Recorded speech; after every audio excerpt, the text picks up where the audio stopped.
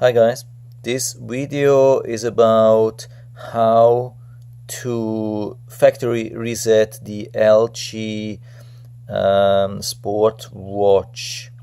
This watch is about 1 year old, but it's still the best, I would say, on the market, like the most complete Android Wear 2.0 watch on the market, and I like it pretty much, but it's not so easy to factory reset and reconnect to the phone, I have found out. So actually, when you go to settings, somewhere in the system, you can say disconnect and reset. So I did that, and I started then connecting again here in the Android Wear app, and I got to a point, it started working, but at the end it kept saying continue setup on your phone, and there was nothing here. I couldn't find any option how to continue. There was nothing. So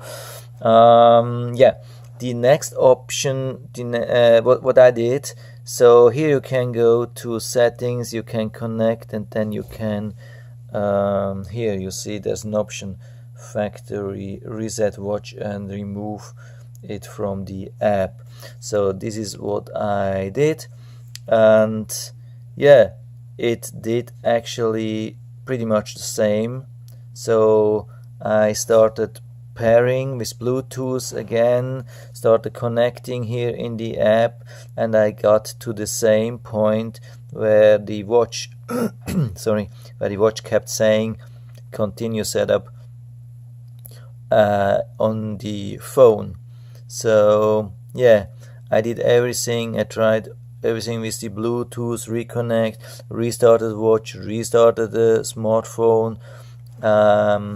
Yeah, I did also manually add here. You can go to the app and tap on add new watch, what I did, but it didn't work.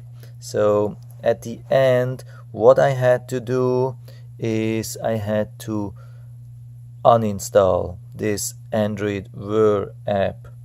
So yeah, basically I think first I clicked on reset here, or both, can't remember anymore. So probably I did factory reset here, factory reset from here. Where did we have that?